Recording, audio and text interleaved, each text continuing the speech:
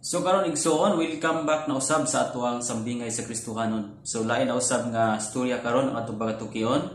Ug kini atong sambingay karon mahitungod kini sa pagpakita sa atong kaluoy sa atong isig ka tawo. So adunay mga kalibutanon nga klases pagpakita sa kaluoy ug aduna poy gitawag og langitnon o biblical nga prinsipyo sa pagpakita sa atong kaluoy. So nini nga hamubo nga istorya atong makuha ang lesson nini nga sa ato diayng pagkakristohanon dapat atong maikinabuhi ang langitnon nga pagpakita sa ato ang kaluoy. Para masabtan nimo igsuon dinani ang senaryo sa maong istorya. Dunay usa ka tigulang nga lalaki nga naninda og mangga. Tapos anang adlaw sa iyang pagpaninda wala gyud kayo ni palit sa iyang mangga. Tungod kay tagjis ang buok sa iyang mangga. Unya dunay usa ka babay nga usa ka dato nga nakaagi ni atong maong tigulang ug nangutana, "Nong tagpila man ning imong mangga?" Mitubag ang tigulang nga tagjis ma'am ang buok ug mihangyo ang usa ka dato nga miingon, "Nong pwede ba nga 20 pesos tulo ka buok ang imong ihatag nako?" So ni action og dumili ang maong tigulang tungod kay tagjis gumbuok ang iyang mangga. Karon niingon ang dato nga babae, "Kung dili ka mo sugot nong sa akong hangyo, dili na lang ko mopalit niini imong mangga." So kining tigulang igsuon kay nauna-una niya nga wa gud siya halin anang adlaw.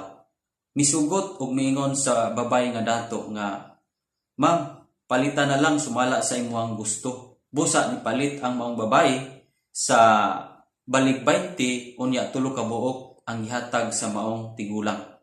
Karon ang babae niadto sa usa ka restaurant og nipalit og nangutana sa mga menu sa maong restaurant. Iyon siya, "Ma'am, tagpila man ning imuhang mga menu diri?" Niingon tong usa ka babae nga sinugo sa maong restaurant, "Ma'am, tag 450 ang kada menu namo dinhi." Busa mi-order ang maong dato nga babae og 400 usa ka menu og mihatag siya og 500 pesos og mipabilin og sulti nga miingon, "Ma'am, imo na lang ng sukli niya na." So dinhi lang takutob sa maong istorya igsoon. Dinhi sa maong istorya nakita nato nga dili patas ang pagtratar sa usa ka dato nga babae may tungod sa tigulang na naninda og mangga versus sa usa ka restaurant nga iyang gipalitan. Kung nakita nimo sa maong istorya igsuon, ang usa ka tigulang nga nanginahanglan pag-ayo, gihangyo pagyud niya og 20 tulo ka buok mangga iyang paliton. Samantalang pag-abot niya sa restaurant, 450 ang iyang nabayran.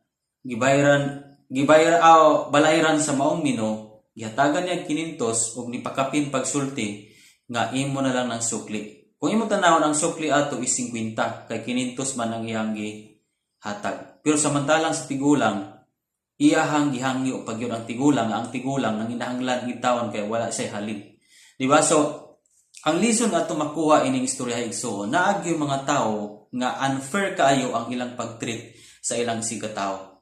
Kumbaga, ang pagpakita sa kaluoy sa maong dato sa maong tigulang, unfair kaayo. Kaya nga no, iya panggihanyo nga unta ang tigulang nang inahanglan man gyud ug tabang atong adlaw. So, ang lesson nga atong makuha ni igsoon, ngano man gyud nga aduna may panahon nga kuripot ta sa mga tao nga nanghinahanglan sa atong tabang. Samantalang mangyatagon ta sa mga tao nga wa nagkinahanglan sa atong tabang. Igsoon, dili na mao ang prinsipyo nga gisulti sa pulong sa Dios.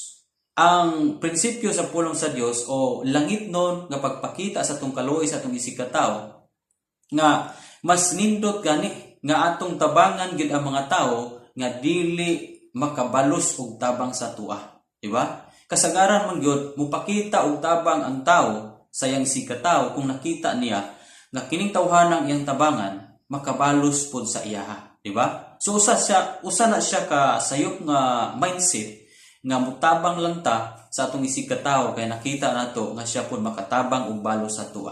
Pero igsuon sa biblical nga principles o langitnon nga pagpakita sa atong kaluoy ug tabang, mas maayo gani nga tabangan nato itong mga tawo nga dili makabalos pagtabang sa atoa. Kay ngano ang Dios mo'y mobalos sa atoa. Matod pa sa Panultihon 21:13, kung dili ka magpakita og kaluoy o pagtabang sa mga kabus, dili usab pamation ang imong pagpakitabang, di ba? So igsoon dapat gyud mapakita nato ang pagpatabang o kahingawa ngadto sa mga kabus. Itong mga tawo nga di gyud makabalo sa atoa. Kay ngano si Lord ang mobalos pagbalik sa atoa, di ba? Unya ang nakanindot diha, kung ang atong gitabangan dili makabalo sa atoa, panahon unya nga magpakitabang buta sa Ginoo, panahon unya nga muampo natay pangayoon sa Ginoo, tubagon kita sa Ginoo. Di ba? Mo na giyon sa Panultihon 21:13 nga kung dili ta magpakita og kahingawa sa mga kabus, kato mga tawo nga talabangon, dili usab ta pamantion sa ato ang pagpakitabang. So igsoon atong walaon ang mindset nga mutabang lang ta tungod kay naatay giapas sa tawo nga atong gitabangan. Wrong na siya nga motibo nga mutabang lang ta, magpakita lang ta og kaluoy, kung atong nakita nga kanang tawhan atong gitabangan may ikatampo usab, may ikabalos usab sa atoa, di ba? So nindot kayo ang biblical nga principle igsoon, nindot kayong tabangan to mga tawo nga dili gyud makabalos sa atoa. Kay si Lord na ang mantigo mo balos sa atoa, ug mas labaw pa unya ang mabalik sa imuha kung ang atong gitabangan dili na makabalo sa imo. Kay ano ang mobalos ana si Lord. Once gani nga si Lord ang mobalos, grabe gyud na ang iyang ibalos sa ato nga panalangin. So dako kay panalangin igsuon kung mutabang ta sa mga tawo nga dili makatabang pagbalos sa ato. Okay? So mugawas ta sa mindset sa kalibutan nga mopakita lang ta sa atong kaluoy kung kita pod gikaluy-an. Muhigugma lang ta kung kita pod higugmaon. Mutabang lang ta kung kita pod tabangan. No, balos-balos ra man atong gihimuan na. Pero ang prinsipyo sa Biblia, kadtong imong tabangan hinuon nga maayo, kadto hinung dili makabalos sa atoa. Kay ngano si Lord na ang mamuhat niya na pagbalos sa atoa. So kining istorya hay igsuon, daghan kitang lesson nga makuha nini kay karong mga panahon na daghan kayo mga dato, dili naon tanan, pero mostly sa mga dato, ubos lang kayo pagtan-aw sa mga pobre. Ubos lang kayo pagtan-aw sa mga nanginahanglan o mga makaluluoy nga mga tao, di ba? So mas i-treat po nila pareho sa ilaha kadto kung nakita nila nga adunahan pud og pareha sa ilaha, di ba? Mo ni ang nahitabo karon. Mo na nga ang mga dato gamay lang kay pagtan-aw sa mga kabus. Now dili noon tanan, pero sad to say nga kalabanan gyud sa mga dato, gamay lang kayo paglantaw o gamay lang kayo og pagpakita og kaluoy sa mga talabangon o mga kabus. So igsuon kung kita nahimutang Kristohanon, dapat mugawas ta na nga mindset. Kung ikaw gidato usa ka Kristohanon, pakitay kaluoy ang mga kabus nga mga tao. Tabangi ang mga tao nga talabangon gyud kagayo. Bisan pa og dili na makabalo sa imuha, munay nindot tabangan o munay nindot pakitaan sa dakong kaluoy. Okay?